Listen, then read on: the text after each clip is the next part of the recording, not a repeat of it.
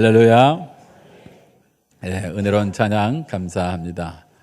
1월 달에는 계속해서 모범에 대한 시리즈 설교를 했습니다. 아름다운 모범, 기도의 모범, 예배의 모범. 지난주에는 십자가의 모범, 이번 주에는 축복의 모범. 제목을 한번 따라해 볼까요? 축복의 모범.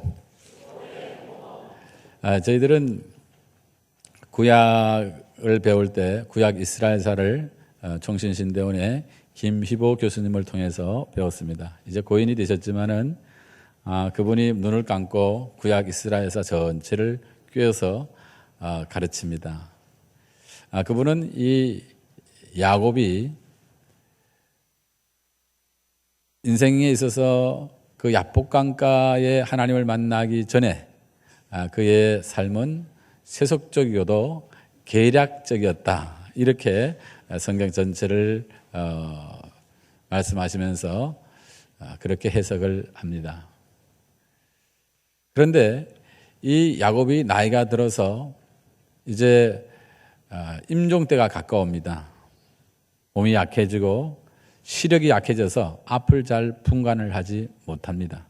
그런데 그 인생의 말년에는 육체의 시력은 약해졌지만은 영적으로는 아주 경건한 족장, 아브라함, 이삭, 야곱 다 족장이죠. 경건한 족장이 되었어요. 하나님을 중심한 그런 신앙을 가지고 있는 족장이 되었습니다. 어떻게 알 수 있냐면은 이스라엘 그 야곱의 12지파를 다 아들들을 모아놓고 이제 마지막 유언을 합니다. 근데 유언의 내용이 하나님의 음성을 분별하고 하나님을 만난 하나님의 사람으로서 그 전하는 내용이, 축복의 내용이, 예언의 내용이 다분히 루벤과 시므온과 레위에게는 어떻게 들으면 거의 저주에 가까운 그런 대언을 합니다.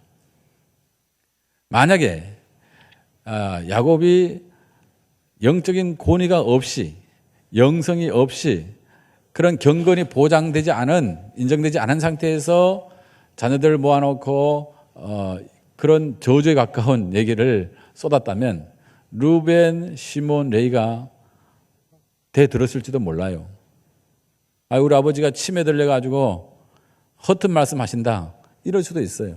그런데 그 자녀들이 이제 147세까지 살았으니까 그 아버지의 마지막 유언을 들을 때 자녀들이 잠잠해서 하나님의 음성을 듣는 것처럼 그들이 들었다고 하는 것은 바로 야곱이 가지는 그 영적인 권위, 영성이 대단했다는 사실을 입증하는 부분이죠.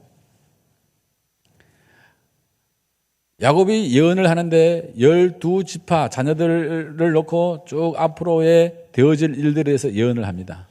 근데 특별히 오늘 본문을 읽은 내용처럼 요셉에 대하여, 요셉의 각 아들 에브라임과 므낫세에 대하여, 므낫세와 에브라임에 대해서 예언할 때 그 예언에 대해서 히브리서 기자는 히브리서 11장에서 그 예언에 대해서 평가를 하죠. 뭐라고 합니까? 믿음으로 야곱은 요셉의 각 아들들을 축복하였으며, 그냥 인간적인 생각으로 예언한 말씀이 아니고 하나님의 언약을 따라, 하나님 주시는 음성을 따라 믿음으로 그 요셉의 각 아들들에게 축복했다, 그래 되어 있죠. 그런데 요셉이 깜짝 놀란 거예요. 므낫세가 큰 아들이고 에브라임이 둘째 아들인데 아버지 야곱이 기도를 하는데 오른손으로 므낫세를 이렇게 안수를 해야 되는데 둘째 아들한테 오른손을 갖다 대고 첫째 아들한테는 왼손을 갖다 대는 거예요. 오른손은 능력의 손. 이 오른손이 큰 아들한테 가야 되는데 이렇게 어긋맞게 가지고 안수를 하는 거예요. 그래서 요셉이 아버님 그리 하지 마십시오. 큰 아들은 요쪽입니다. 손을 이렇게 막 빼서 큰 아들 머리에 갖다 놓으려 하니까 그러지 마라. 나도 이미 다 알고 있다. 앞을 잘 보지 못하는 아버지인데 하나님의 음성을 따라 하나님이 하신 일들에 따라서 손이 이렇게 됐다는 거예요. 그러니까 상관하지 말아라. 그렇게.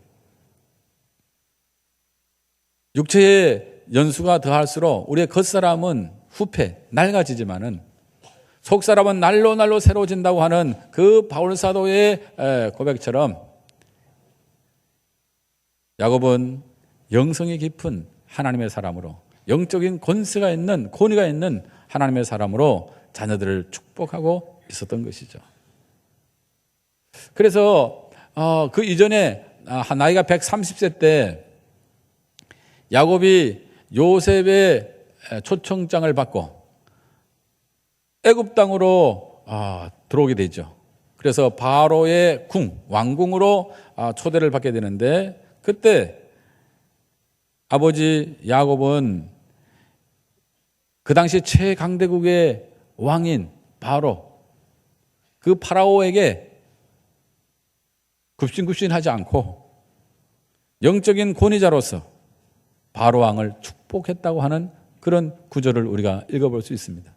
세상 권세에 주눅들지 않고 기죽지 않고 세상 권세를 부러워하지 않고 오히려 하나님의 대사로서 그 왕에게 축복 기도를 해주는 그런 모습을 보게 됩니다. 제가 오늘 이 본문을 택하게 된 이유는, 명절을 맞는 우리는 많은 친척 일가를 만나게 되고 또 많은 지인들을 만나게 될 것입니다. 그럴 때에 세상적인 정치, 경제 이런 얘기보다는 자녀손들 만나는 지인들에게 하나님을 만난 사람으로서, 하나님의 음성을 분별하는 사람으로서, 하나님의 대언자로서 하나님 주시는 감동을 따라 축복할 수 있는 그런 하나님의 사람들이 되시기를 바랍니다.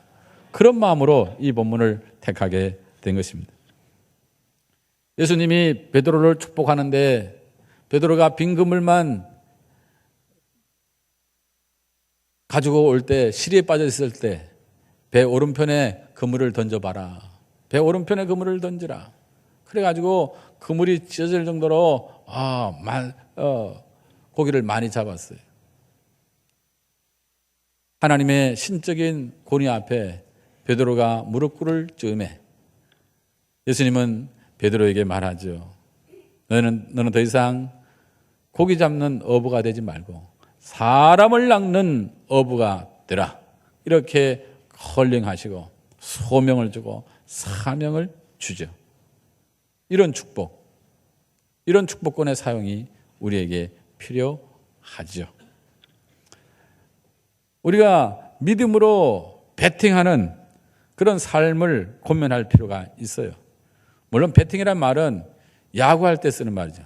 배팅, 친다 이거죠. 믿음으로 배팅.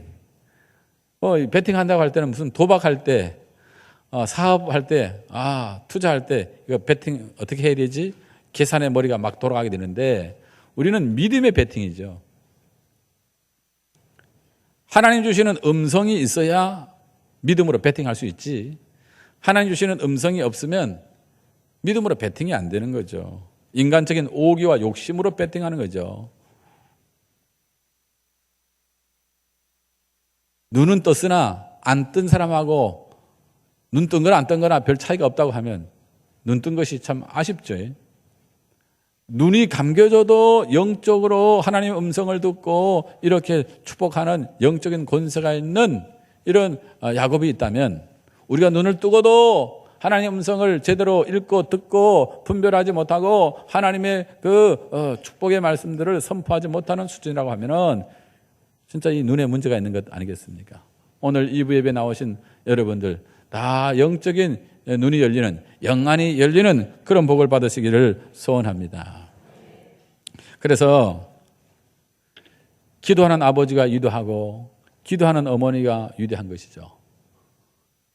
이번 주 금요일에는 남성 기도회, 남자분들의 기도회입니다. 1남전대에서부터 5남전대까지 남자분들은 다 참여하는 기도회입니다.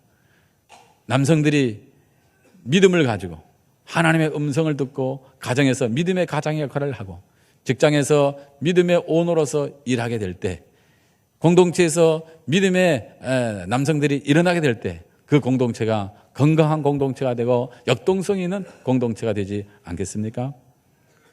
자, 이런 일이 잘 되려고 하면은 믿음의 아내들이, 남편들이 거룩한 손을 들 수 있도록 기도의 자리에 모시고 와야 돼요. 어머니 기도회는 잘 되더라고요. 이제 남성 기도회가 잘 될 차례인데, 남성 기도회가 잘 되려면 스스로 두 손 들고 나오는 거룩한 손을 드는 아버지들이 많아야 되겠고, 아직 거룩한 손이 잘 안 올라가는 습관이 안 되어 있는 남편들이 있다면 그 기도의 자리에 아내들이 모시고 와서 같이 손을 들 수 있기를 소원합니다. 아멘 소리가 약한 것은 웬일입니까? 안 하겠다는 뜻입니까?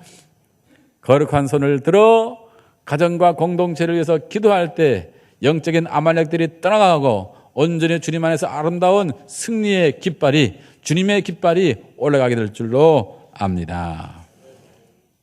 야곱의 이 축복은 신앙을 계승하는, 신앙을 계대하는 축복의 예언입니다. 창세기 48장, 49장 이 두 장의 어간을 이렇게 살펴보면은 야곱이 요셉과 그의 아들들을 축복하는데요. 그 멘트를 잘 들어보면 이렇습니다. 나의 할아버지 조부 아브라함, 나의 아버지 이삭의 하나님,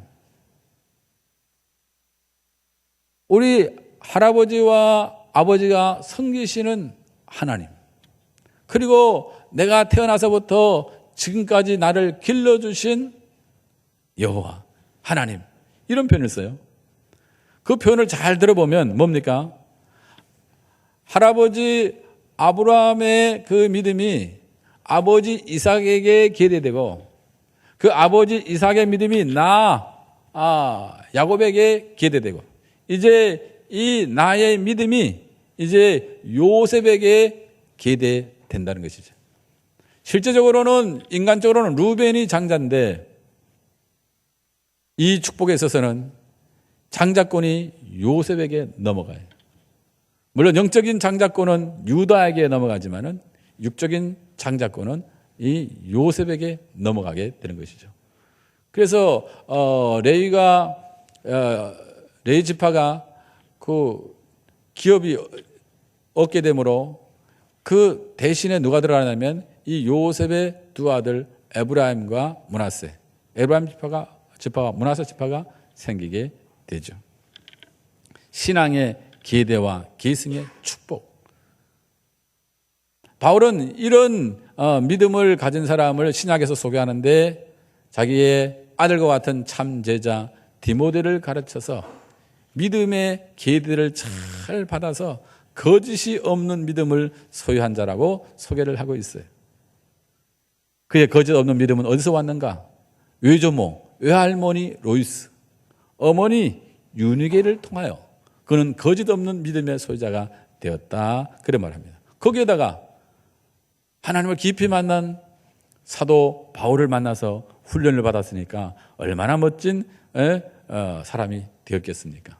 아주 매력적인, 믿음의 매력적인 근사한 하나님의 사람이 되었죠. 그는 뭘 봤을까요?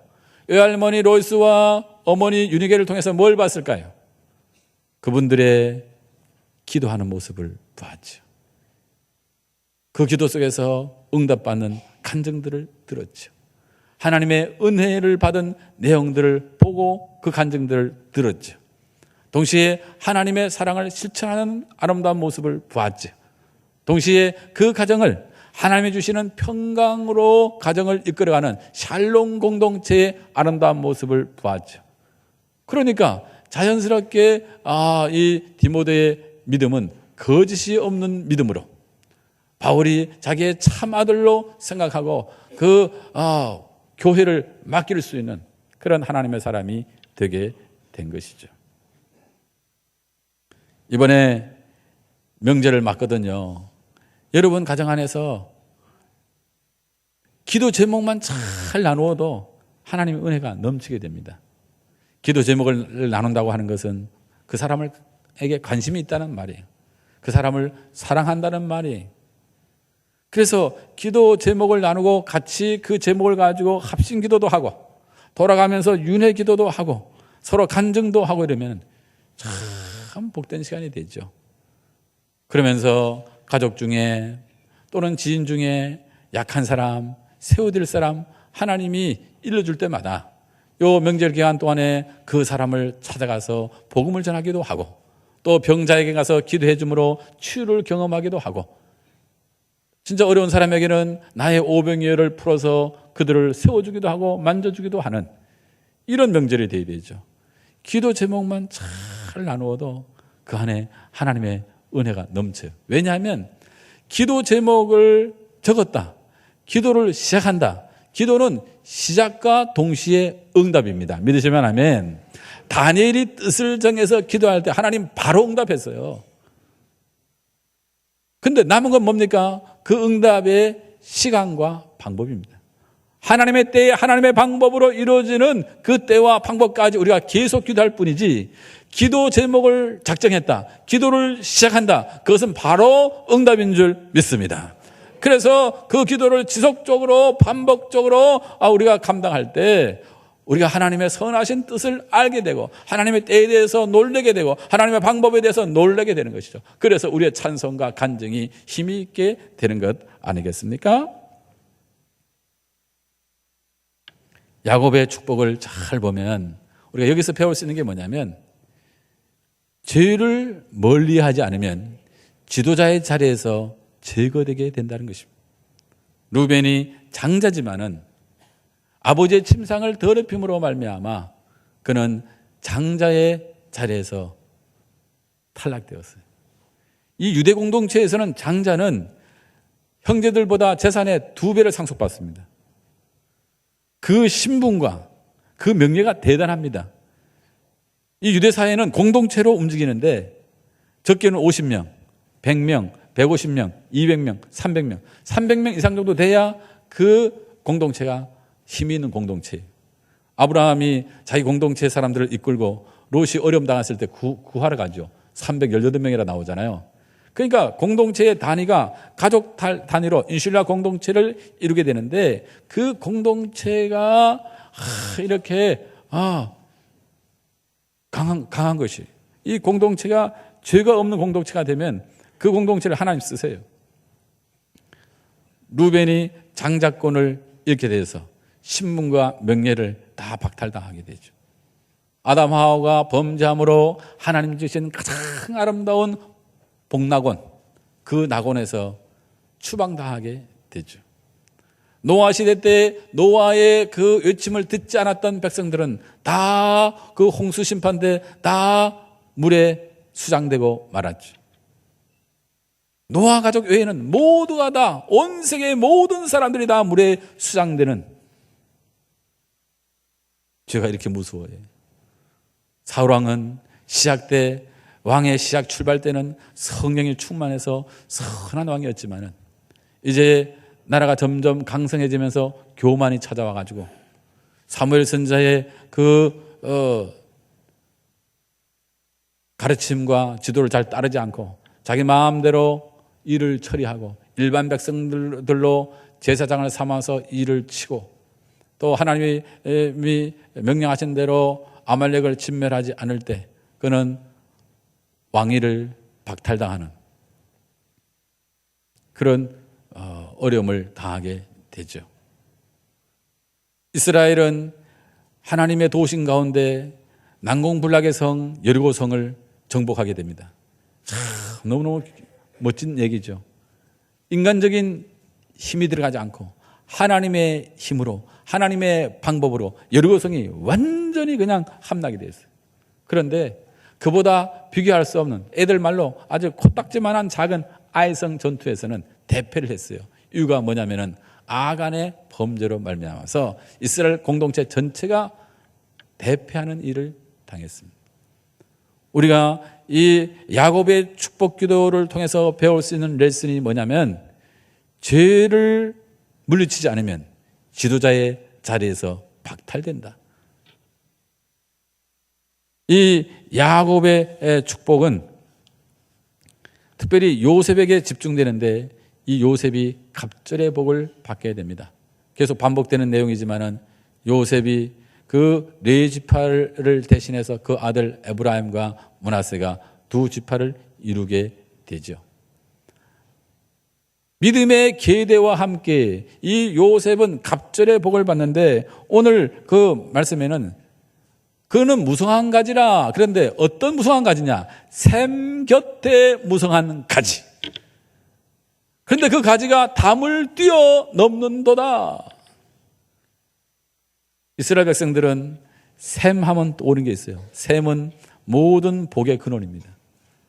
이 팔레스타인 지역은 여러분이 잘 아는 대로 가뭄이 오래되는 지역입니다. 비가 자주 안 와요. 비가 잘 안 오기 때문에 그 하나님 말씀을 순종할 때 하나님이 이른 비를 줘서 파종이 되고 늦은 비를 줘서 추수기가 이루어지는 것이죠. 그래서 그들에게는 곡식 7가지 소산물 모두가 다 하나님 말씀에 순종할 때만이 얻어 먹을 수 있는 꾼이 생기는 것이죠. 물이라고 하는 거 그들에게는 생명의 근원이. 그것을 구체적으로 성경신학적으로 점진적으로 나가면 그 샘은 예수 그리스도를 상징하는 것이죠. 바로 요셉은 하나님께로부터 아버지로부터 축복을 받는데 샘 곁에 무성한 가지, 그 가지가 담을 뛰어넘는도다. 본질적인 복을 받게 되는데 바로 하나님의 보호막이죠. 하나님의 보호막. 노아 홍수 때 노아의 방주는 보호막이었어요. 하나님의 보호막. 라합에게 있어서 창문으로 내려지는 그 붉은 밧줄은 바로 하나님의 보호막이었어요. 하나님께서 하나님 중심으로, 말씀 중심으로 하나님의 구원 계획에 인volved 돼서 하나님의 섭리와 경륜을 따라가는 요셉에게 하나님은 샘 곁에 무성한 가지, 그 가지가 담을 뛰어넘는 본질적인 복, 뻗쳐가는 확장의 복을 주신 줄 믿습니다. 우리 인생에서 자꾸 확장되고 발전해야 되는데 정체되면 그때부터가 문제죠. 운전을 해 가다가도 길이 막히면 정체되면은 마음이 어렵잖아요. 정체된다. 플래토라고 하죠. 플래토. 정체되다. 플래토 임팩트. 이 정체되는 게 문제예요. 우리 인간은 안주하려고 하는 경향이 있는데 안주하고 변화되지 않으면 거기서부터 고장이 나는 것이죠. 여러분 자녀들의 삶에, 여러분의 직장에, 여러분의 공부하는 환경 속에 정체되지 않고 계속 확장되는, 계속 발전되어지는 은혜가 있기를 소원합니다. 이 코끼리를 조련하는 조련사들이요, 코끼리가 어릴 때 목에다가 큰 사슬을 이렇게 매가지고 줄을 길게 해서 한 50m 정도 이렇게 움직일 수 있도록 이렇게 만들어 놓으면 자기가 늘 다니던 반경이 있잖아요. 그 반경으로 계속 다니는 거예요. 이제 코끼리가 몸집이 커지고 이제 커졌어요. 그때 그 사슬을 빼준대요. 빼줘도 이놈이 늘 어릴 때 다녔던 그 반경 외를 바깥을 벗어나지 않는다는 거예요. 뭡니까? 정체죠. 그 바운다리 안에 있게 되는 거죠. 우리 한국에 개척교회들이 많은데 개척교회가 100개가 생겨도 살아남는 거는 2-3개밖에 안 남아요. 1년 2년 안에 승부수를 던져야 되는데 1년 2년 안에 승부수를 던지지 못하면 20-30명 하다가 그냥 주저앉는 거예요.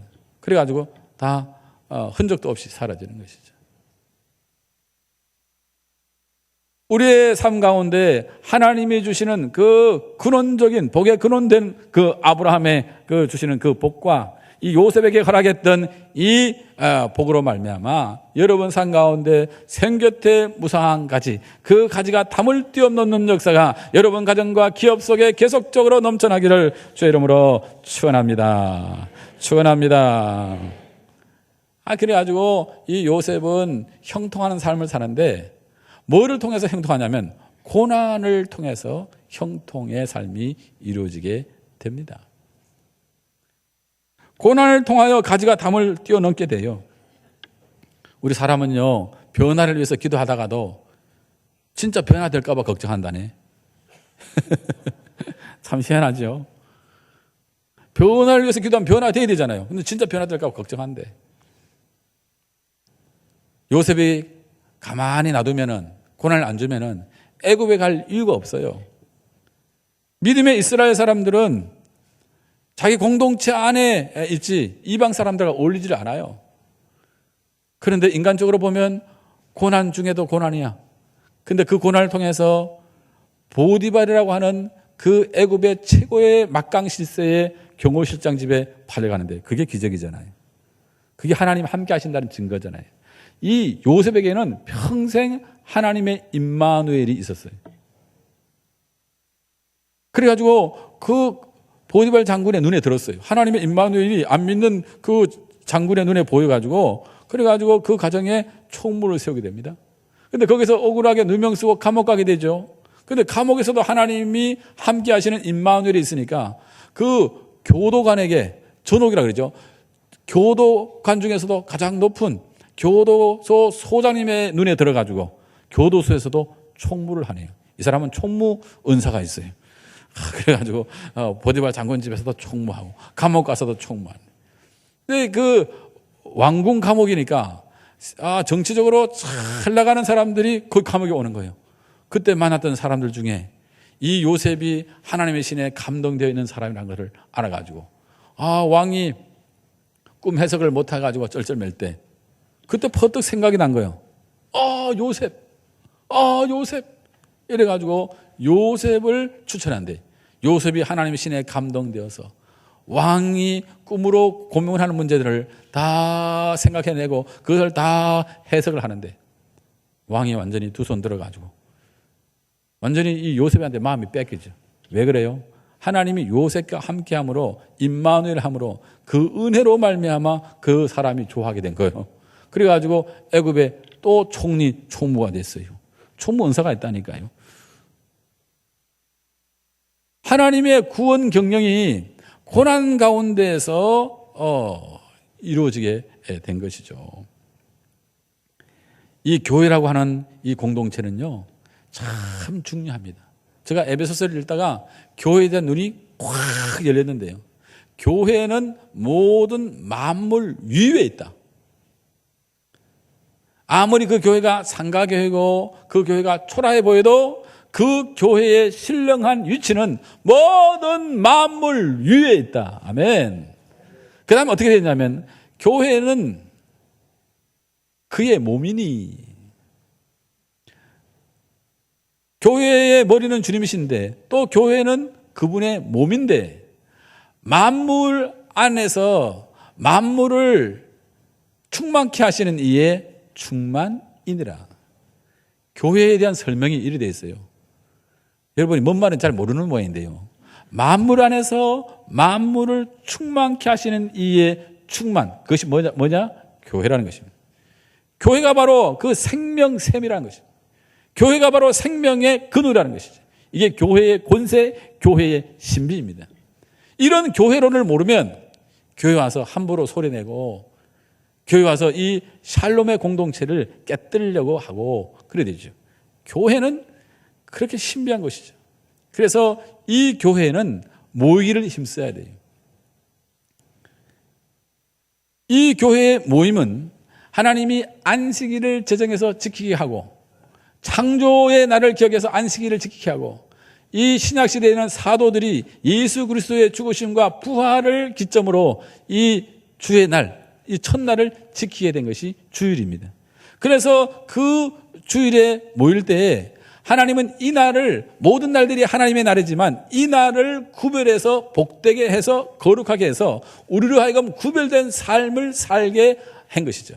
우리가 예수 믿는 사람이 안 믿는 사람과 다른 점이 뭐냐면 하나님이 구별된 날에 와서 예배할 때 우리를 구별시켜요. 그리고 기도하고 예배할 때 성령 충만을 주시고 예배할 때 하나님께서 복과 은혜를 주시는 것입니다. 그래서 그 복과 은혜를 받으면 우리가 세상에 나가서 삶의 질이 다른 삶을 살게 돼요. 그러니까 사람들이 그런 삶의 질이 다른 삶을 사는 사람을 보고 호기심을 느끼고 나도 교회 한번 가볼까? 그래서 십자가 앞으로, 복음 앞으로, 교회 앞으로 나오게 되는 것이죠. 그래서 기도의 부흥은 예배의 부흥이고, 예배의 부흥은 교회의 부흥이고, 교회의 부흥은 이 삶의 부흥은 바로 교회의 부흥이 되는 줄 믿습니다. 기도의 부흥은 예배 부흥, 예배 부흥은 삶의 부흥, 삶의 부흥은 교회 부흥. 이 원리 공식을 여러분들이 잘 묵상하고 이 말씀대로 살면 여러분의 삶에 지나간 인생보다 더 값어치 있고 가치 있고 기름진 삶을 살게 되는 것이죠. 저 남극에 가면 펭귄들이 이렇게 공동체를 이루고 있어요. 가들은 공동체를 안 떠나요. 왜? 공동체를 떠나는 것은 죽음인 줄 알기 때문에. 그들은, 펭귄들은요, 함께 하는데 평생을 함께 해요. 왜냐하면 그 지역의 온도가 영하 50도, 영하 60도를 넘습니다. 그런데 이렇게 군을 이루어서 공동체를 이루어가지고 딱 몸을 밀착해가지고 딱 이렇게 서면은 안에 허들링이 돼가지고 그 안에 온도가 20도, 30도, 37.5도를 확 올라가는 거예요. 바깥에 있는 아이들은 춥잖아요. 그러면 여기 10초 간격으로 조금씩 움직이면서 사람이 그 안에 있는 펭귄이 터닝 되는 거예요. 우리는 잘 알지 못하지만 면밀하게 관찰을 해보면 이 바깥에서 추위에 떠는 아이들이 시간이 지나면서 싹싹 이렇게 교환이 돼가지고 이 허들링이 되면서 그 안에 온도는 계속 불덩어리에 영하 60도, 50도인데 그 안에는 불덩어리에 20도, 30도가 유지된다는 것입니다.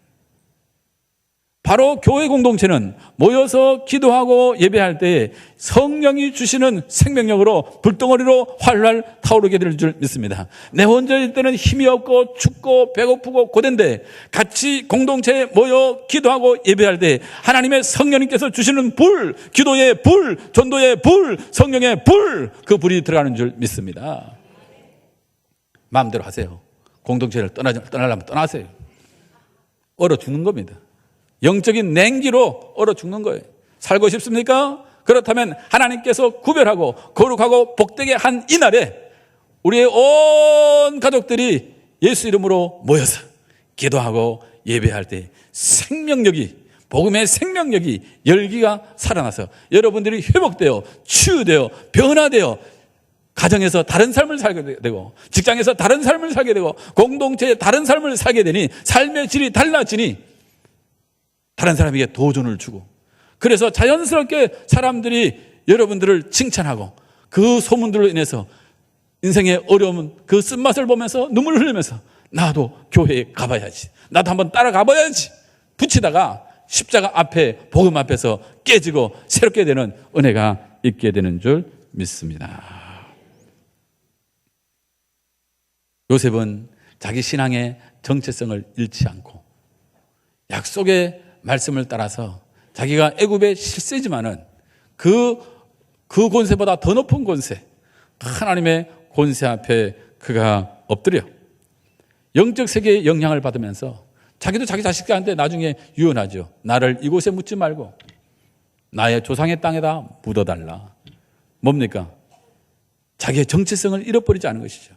내가 하나님의 사람. 그 사실을 잊지 않고 살았다는 것이죠. 말씀을 마치려고 합니다.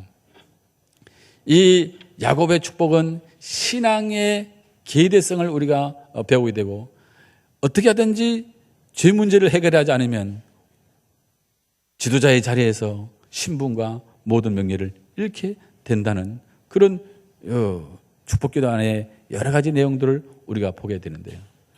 진정한 그 하나님의 샘 곁에 무성한 가지로 그 가지가 담을 뛰어넘는 본질적인 복을 말씀하고 있는 것이죠. 그런데 이 예언들이 그대로 이루어집니다. 루벤이 아버지의 침상을 더럽힘으로 장자권을 잃게 됐는데 대신에 아까 말씀드린 것처럼 영적인 주도권은 누가 잡았다고요? 유다가 잡게 돼요. 유다는 여러 형제들보다 탁월하여 거기에 주권자가 나되 규는 뭡니까? 옛날 계획성에는 홀이라고 그랬죠. 왕권이 떠나지 않는 통치권이 유다 지파에게 있게 되죠. 시므온과 레위는 어떻게 됩니까? 그들이 무법과 폭력으로서 아버지 마음을 힘들게 했어요. 하나님이 그것을 다 기억하고 이 야곱이 마지막 유언의 예언을 할 때 그 시므온과 레위는 다 흩어지리라. 시므온의 인구조사를 하는데 첫 인구조사에 이 시므온 지파가 22,000명. 다른 그 지파하고 비교할 수 없을 정도로 숫자가 작아요. 그리고 나중에 후대에 모세가 축복할 때 모세 축복에서 시므온 지파는 제외됩니다. 레위 지파는 어떻게 됩니까? 이 레위에게 한 예언인 흩어진다 했는데 레위 지파는 기업이 없으므로 지파 속에 안 들어가죠. 그래가지고 48개 지역으로 그 사람들이 다 흩어지게 되잖아요. 그죠? 시므온 지파는 결국 어떻게 되죠? 시므온은 유다 지파에 다 흡수가 되죠. 나중에. 예언대로 그대로 되는 거예요. 그런데 레위 지파에 전화위복의 기회가 오죠. 뭡니까? 모세 시대에 금송아지 사건이 있었을 때 모세가 진노하면서 얘기를 하죠. 하나님 편에 설 사람 이쪽, 그지 않은 사람들 이쪽 편을 나눌 때 레위 지파만이 이 하나님 편에 섰어요. 그때 모세가 요 지파에게 제사장 직분을 주게 된 것이죠. 그래서 그 어려운 상황 속에서도 이 레위 지파가 다 흩어지는 속에서도 그 제사장 직분을 받게 된 것이죠. 예언대로 하면 다 흩어져서 그 시므온 지파처럼 되는데 시므온 지파하고 다른 게 뭐예요? 그들은 그 어려움 속에서도 하나님 편에 서는 그 일로 인해서 그들이 전화위복되게 된 일들이죠. 어떤 분들이 이 부산을 가르쳐서 스불론과 납달리 같은 땅이다 그렇게 기도했다고 그래요. 그래서 제가 성경을 찾아봤어요. 스불론과 납달리 땅과 같냐 보니까 일리가 있어요. 스불론에 대해서 축복 기도할 때 그 지역이 어디가 되냐면 이 해안 지역, 지중해 해안 지역에 가서 땅을 얻게 된다는 얘기거든요. 시몬, 스불론, 단, 아셀, 갓, 이사갈 이런 지파에 대해서 예언한 것들이 그대로 이루어져서 그들이 땅을 기업으로 얻고 번성하게 되잖아요. 근데 스불론 땅은 뭐냐면 해변 지역이라 아셀 지파가 더 가까이 있지만은 그 뒤로 전부 스불론 지파가 땅을 차지하게 되죠. 납달리 지역은 어디입니까? 산악 지역이에요. 그래서 이 영도를 스불론과 납달리 같은 지역이다 그러면은 요 산 하나 둥실이 있고, 예? 그 옆으로 다 바다니까 스불론과 납달리 같은 지역 맞네요. 이제 이해가 됐습니까? 어떤 분이 나한테 자꾸 그래요. 우리 이만식 장로님이 이곳이 납달리와 스불론 같은 지역이라고 기도했는데 난 그게 뭔 뜻인지 몰라요. 어떤 분이 그러더라고. 목사가 선한 부담을 가지고 이거 해석을 해줘야 되겠다. 영적으로 이렇게 척박한 스불론과 납달리 같은 땅, 그러나 하나님이 주시는 은혜 안에서 신앙의 계승, 믿음의 계대를 이루고 죄를 떠나고 하나님의 말씀에 순복해서 살아갈 때, 하나님의 구원 경영에 거기에 섭리에 발맞추어 나갈 때 하나님이 요셉에게 주셨던 축복처럼 샘 곁에 무성한 가지로 그 가지가 담을 띄워놓는 복이 우리 이 영도 땅에, 이 영도에 있는 교회 안에 여러분의 삶에 넘치게 될 줄 믿습니다. 유다가 이런 복을 받게 된 이유가 어디 있습니까? 유다는 다른 형제들이 다 요셉을 죽이자 할 때 그리 하지 말자고. 루벤은 말빨이 안 통해요. 근데 유다가 말하면은 듣는 거죠. 그래서 죽이지 말고 대신에 구제책으로 이렇게 하자. 거기에 쓰임받은 사람이 유다예요. 또 베냐민이 나중에 요셉의 의도적인 그 생각으로 인해서 볼모 잡혔을 때 아버지 야곱에게 와가지고 그 문제를 아버지 마음 안 상하게 설득하고 내 생명을 담보할 테니까 이 베냐민을 데려갈 수 있도록 해달라고.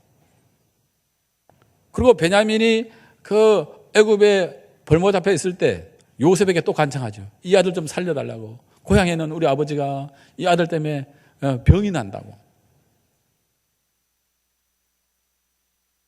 야곱은 그 유다를 축복할 때 그런 모든 사실들을 기억하며 앞으로 그 민족을 통하여 그 가문을 통하여 지파를 통해서 나타날 일들을 성령 안에서 예언을 하게 된 것이죠. 우리가 이런 예언의 말씀들이 이루어지는 것을 보면서 뭘 깨닫습니까? 하나님은 살아 계시다. 하나님의 말씀은 사실, 팩트. 하나님의 말씀은 사실이다. 우리의 어린 아이들에게, 청소년들에게 우리가 믿음의 가장으로서 성경을 읽어줄 때 꼭꼭 집어가지고 야, 봐라. 이 루벤은 이렇게 되었단다. 봐라. 시몬과 레이는 이렇게 되었단다. 봐라. 유다는 이렇게 됐단다. 이렇게 착착 일러주고 되어진 내용들을 얘기하고 이렇게 하면 아이들이 하나님의 말씀에 대해서 눈이 열리고 귀가 열리고 하나님을 만나게 되니 그 아이들이 이 세상의 악한 유혹에 떨어지지 않고 하나님께 붙어 믿음 있는 디모데와 같은 그런 인물들이 될 줄로 믿습니다. 요셉과 같은 믿음의 인물이 될 줄로 믿습니다. 어떤 기자가 링컨 대통령에게 물었대요. 이렇게 존경받는 링컨 대통령, 그 힘은 어디에 있습니까? 링컨 대통령이 한참을 생각하다가 대답을 합니다. 내가 대통령이 된 힘은 어머니의 기도의 힘입니다. 어머니의 기도의 손에서 그 나의 모든 것이 나왔습니다. 그 어머니가 나로 하여금 성경을 읽게 하고 성경을 가르쳐 주시고 기도를 가르쳐 주신 그 모든 곳에서 나의 대통령의 모든 리더십이 거기에 있습니다. 제가 안타깝게 생각하는 것은 뭐냐면 부모들이 가지고 있는 축복권, 이 축복권을 전수하는 일이 아브라함, 이삭, 야곱, 요셉으로 이루어지는 그 족장 시대에 그것이 잘 이루어졌어요. 그런데 오늘날 우리에게 부족한 부분은 뭐냐면 이 축복권이 녹이 쓴 것이죠. 하나님은 베드로에게 내가 내게 천국 열쇠를 준다고 그랬어요. 땅에서 매면 하늘에서도 매이고 땅에서 풀리면 하늘에서도 풀린다. 하나님 주시는 그 음성 가운데 믿음으로 우리가 살 때, 믿음으로 축복권을 사용할 때 풀리는 역사가 일어나는데 우리가 하도 축복권을 쓰지 않아가지고 축복권이 녹이 쓴 것입니다. 성경의 복 중에 자손이 계대되는 복들, 또 부모가 믿음으로 축복해서 자녀들이 그 믿음 속에서 그 언약을 붙들고 살아가는 그런 감동의 드라마. 그래서 이 히브리서에 보면은 믿음의 중에 최고의 믿음은 축복하는 믿음입니다.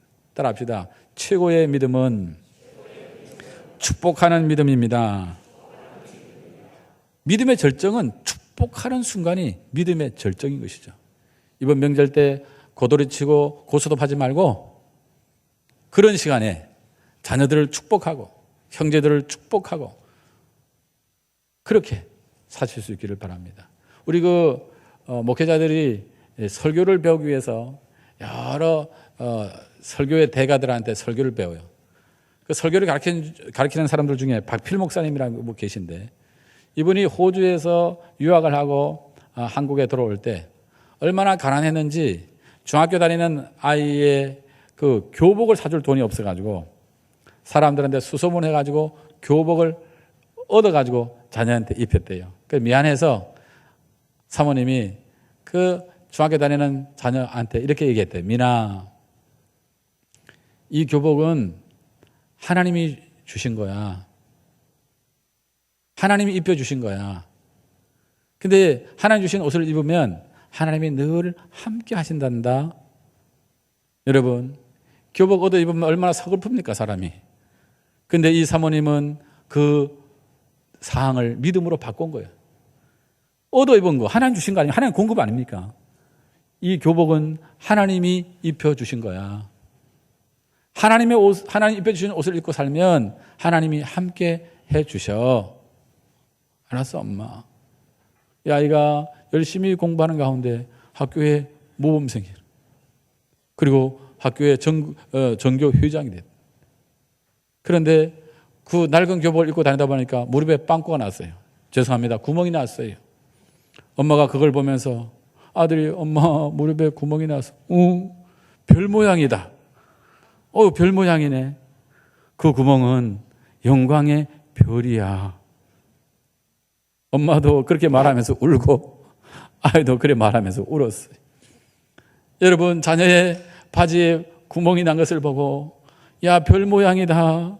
그 구멍은 하나님의 영광의 별이다. 이래 말했다는 거예요. 여러분, 자식이 공부 좀 못하고 자식이 속썩이면은 여러분 어떻게 말합니까? 여러분 독하게 말하죠. 이놈의 새끼 나가 대줘라. 지 애비를 닮아가지고 공부를 지지를 못한다. 우리가 분명히 우리 변영희 교수님을 통해 가지고 축복의 말 하는 걸 배웠잖아요. 우리 함승혜 전사님을 통해 가지고 이 축복의 말 하라는 걸 배웠잖아요. 미안해요. 고맙습니다. 사랑합니다. 축복합니다. 미고, 사축, 축 이런 거 배웠는데 송기론 목사님을 통해 가지고 항수환 목사 장로님입니까? 항수환 교수님을 통해 가지고 우리가 좋은 거 많이 배웠는데 글쎄 그런 거는 교회에서는 다 기억했는데 집에 가면 다 까먹고 뭐 쇠가 뭐 얼마만큼 나오라고 막. 저는요 이 간증 듣다가 눈물이 났어요. 글쎄 하나님이 입혀주시는 옷이야. 이 옷을 입고 살면 하나님이 늘 함께 계셔. 구멍난 무릎에 그 바지를 보면서 그 구멍은 하나님의 영광의 별이야. 이번 명절을 맞아서 여러분들의 입술 속에 연약한 여러분의 자녀를 보고 연약한 여러분의 그 손주들을 보고 연약한 여러분의 가족들을 보고 눈에 보이는 대로 말하지 말고 하나님이 감동을 주는 믿음의 멘트, 하나님 주시는 축복의 멘트를 할 수 있기를 소원합니다. 하나님의 가슴 속에서 나오는 언어를 쓸 수 있도록. 그러려면 여러분이 미리 준비기도 해야 돼요. 명절을 맞기 전에 믿음의 사람들이 말씀 붙들고 계속 기도를 하는 가운데 이 가정에 저 가정에 주실 말씀, 저 자녀에게 주실 말씀, 저 손주에게 줄 말씀들이 생각이 나아져서 그 자녀를 위해서 그 자녀손을 위해서 기도할 때에 덕담을 나눌 때에 하나님의 축복의 언어가 쏟아지는 은혜가 있기를 소원합니다.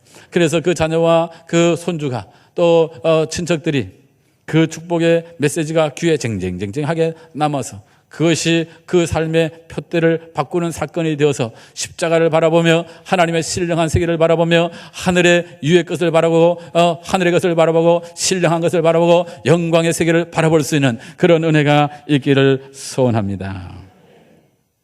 그러지 않으면 이 명절에 세뱃돈은 얼마나 준비해야 되냐, 계산머리만 돌아가고 뭘 사야 되지, 뭘 준비해야 되지.